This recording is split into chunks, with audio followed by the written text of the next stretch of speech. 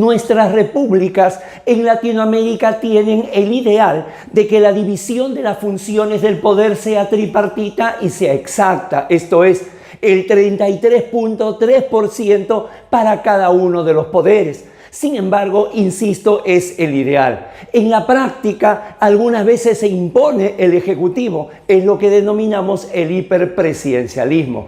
En otros casos, hay países que han incorporado la segunda vuelta en las elecciones presidenciales y generalmente el ganador final no es el que ganó en primera vuelta, por lo tanto, no tiene mayoría parlamentaria y su gobierno se empalidece o debilita ante el fortalecimiento del Congreso. Y en otros casos se ha dado el tema del predominio de la llamada juristocracia, es decir, la alta corte de ese país, llámese Corte Suprema, Corte Constitucional o Tribunal Constitucional, es generalmente quien toma las más importantes decisiones. Y entonces a partir de allí viene una suerte de extravío con respecto a algunas instituciones. Por ejemplo, se sigue discutiendo si el indulto constituye o no constituye una political questions, si es o no es una discrecionalidad o una prerrogativa del presidente de la República, desconociendo, por ejemplo, su origen monárquico. Entonces, a partir de ahí, sería mucho más fácil comprender el porqué de su existencia. O también se dan los casos en los cuales el Poder Legislativo aprueba una ley, la envía al Poder Ejecutivo, el Poder Ejecutivo realiza observaciones, no las levanta el Legislativo y se da la llamada aprobación por insistencia, como se han dado en repetidas ocasiones en el Perú. Sin embargo, esta aprobación por insistencia se hace exonerando de una segunda votación, lo cual es completamente inconstitucional porque se trata en sede nacional de que el Parlamento es unicameral. Se podrá exceder si es que el Parlamento tuviera dos cámaras, pero en el caso peruano no lo es. Y así se comienzan a dar una serie de extravíos porque justamente nuestras repúblicas resultan ser el resultado de una hibridez empírica, inconsciente, y además el desconocimiento que se ha dado de la evolución de los sistemas de gobierno hasta llegar al nuestro. Es por ello que consideramos que vale la pena recordar unos minutos los dos sistemas de gobierno que se dieron antes de la llegada del republicanismo, que vienen a ser el absolutismo y el parlamentarismo. A ello le dedicaremos unos breves minutos. Soy Guido Aguilar Grados y quiero presentarles una nueva entrega de El Derecho en la Historia de Tribuna Constitucional, Absolutismo y Parlamentarismo. Sean todos bienvenidos.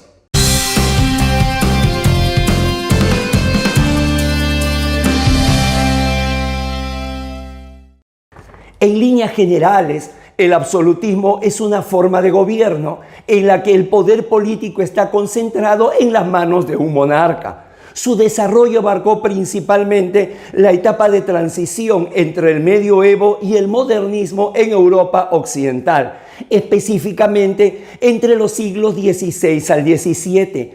Llegó a dominar la mayor parte de Europa: Francia, España, Suecia, Inglaterra, Prusia, Rusia, Austria, Escocia, entre otros. Y apenas unos pocos países escaparon de ese predominio.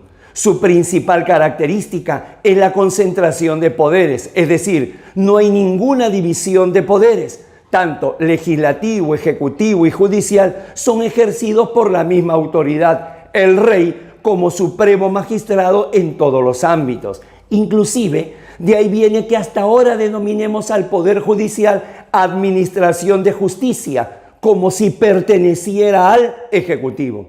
El absolutismo se diferencia del totalitarismo en la inexistencia de un Estado propiamente dicho, el cual se identifica con un individuo que ejerce autoridad sin necesidad de una ideología que penetre en todas las actividades, sea el arte, las ciencias, la economía, en general en la sociedad.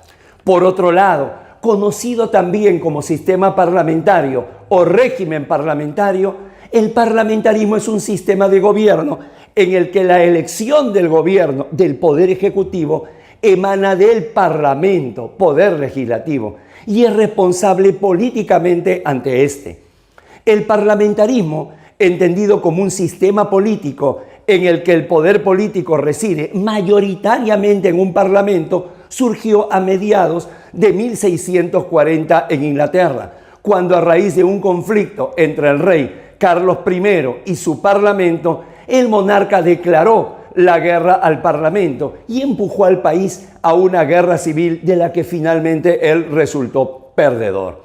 En ese tiempo, el parlamento inglés asumió para sí los poderes del Estado durante un breve plazo, hasta que Oliver Cromwell, en calidad de dictador, instauró la República Inglesa en 1649.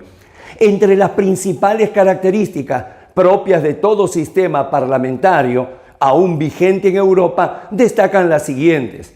Primero, el Parlamento elige al jefe de gobierno. Segundo, el poder legislativo se divide en dos cámaras. Tercero, el jefe de Estado tiene una función simbólica, ya que no dispone de atribuciones políticas. Cuarto, las prerrogativas del Ejecutivo se ejercen por medio del gabinete alrededor del primer ministro. Y quinto, el primer ministro y su gabinete están sujetos al control político a través de diversos mecanismos por parte del Parlamento.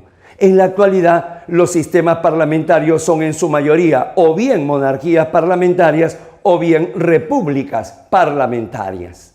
Consideramos que es fundamental conocer las raíces, el origen, de dónde viene el sistema republicano, qué caminos se transitaron antes para que no existan desvíos como la que se dan en pleno siglo XXI, en que se confunde el voto de confianza con la cuestión de confianza, o por ejemplo en lo que se espera que sea el Tribunal Constitucional el que finalmente tome las grandes decisiones que le corresponden al Ejecutivo y al Legislativo, olvidando que el supremo intérprete de la Constitución es un órgano de control de la constitucionalidad, es decir, su labor va a ser calificar si la labor que han hecho a nivel político es de acuerdo o no con la Constitución, una labor de revisión, más no una labor de creación. Suscríbase a Tribuna Constitucional y encontrará aquí una serie de programas ligados al derecho constitucional, al derecho procesal, a la argumentación jurídica y, como no,